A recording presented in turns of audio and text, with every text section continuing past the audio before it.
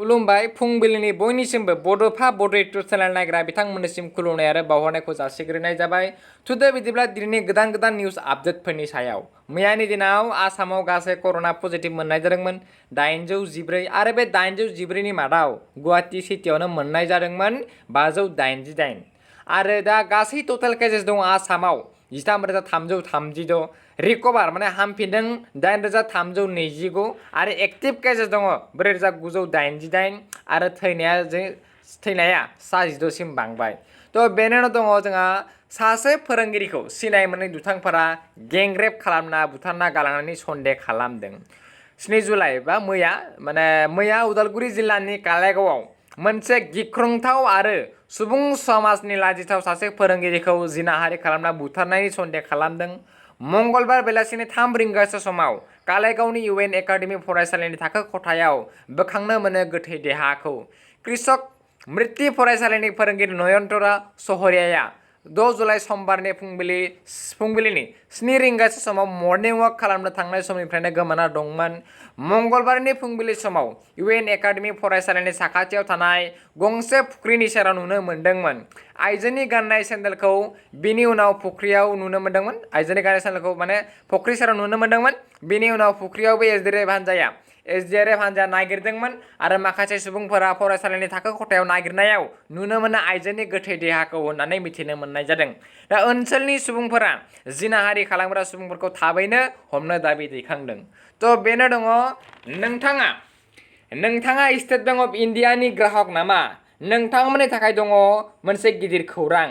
दिनैनिफ्राय ATMआव रां दिहुननो थाखाय नोंथाङा बाहायनांगोन मोनसे गोदान नेमखान्थि। मोनाबिलि समाव जुदि नोंथाङा 10,000निख्रुइ बांसिन फैसा दिहुननो थाङो नोंथाङा OTP बाहायनांगोन।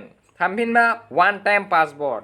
SBIआ मोनसे थांखिखौ लादों मानोना नोंथांमोननि सायाव नोजोर नांगासिनो दं साइबार एटेक। दिनैनिफ्राय स्टेट बेंक अफ इन्डियानि ATMजों मोनाबिलि समाव 10,000नि फैसा दिहुननो थाखाय नोंथाङा बाहायनांगोन वान टाइम पासवर्ड। थामहिनबा नोंथांनि मबाइलाव मेसेज फैगोन आरो नोंथाङा बे मेसेजखौ लिरना होनांगोन। थ' बेनि उनाव जोंहा 9 खालार खालि आसामाव फैनो हागौ गोख्रों बार अखा सारअन्थाइ। बोथोर बिगियाना बुंदों फैगौ 9 जुलाइ खालार खालि आसामाव फैनो हागौ गोख्रों बारहुंखा खोला भारतनि रायजोफोरजों लोगोसे। थ' बेनि उनाव टिकटक प्र साइबार एटेक। माने टिकटकजों लोगोसे 59 एप्स भारताव बेन खालामनाय जाबाय आरो बेनि उनाव साइबार एटेक खालामग्राफ्रा मोनसे गोदान जेल लाना फैदों।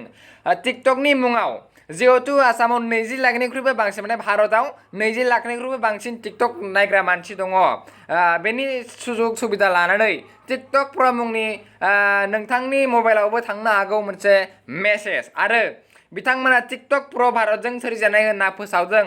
नोंथाङा माब्लाबाबो बे मेसेजाव क्लिक खालामनो नाङा नङाब्ला नोंथाङा नोंथांनि गासै डिटेल्सखौ लानानै थांजोबगोन साइबार एटेकआ।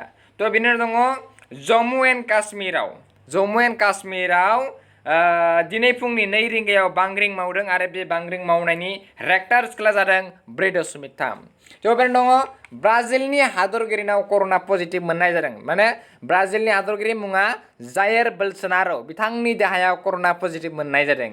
थ' बेनि दङ जोंहा COVID-19नि क्लिनिकेल ट्रायलखौ जागायजेनबाय। माने COVID-19नि मुलि कभाक्सिननि क्लिनिकेल ट्रायलखौ मंगलबारनिफ्राय हायद्राबादनि NIIMS आव जागायजेनबाय।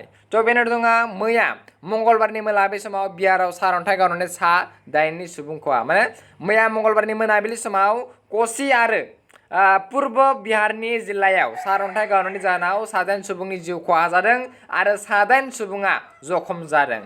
थ' बेनि दङ CBSनि थाखो 9 आरो 10नि सिलेबासनिफ्राय 30% खमायना होनाय जाबाय जिहेतु लकडाउन जाहाथे क्लासफोरखौ खालामनो मोनाखै बेनिखायनो 30% खमायना होबाय बेखौ बुंदों ओजारनि मिनिस्टारा। थ' दिनैनि भिडिअ'आ एसेनोसै गोजोन्थों।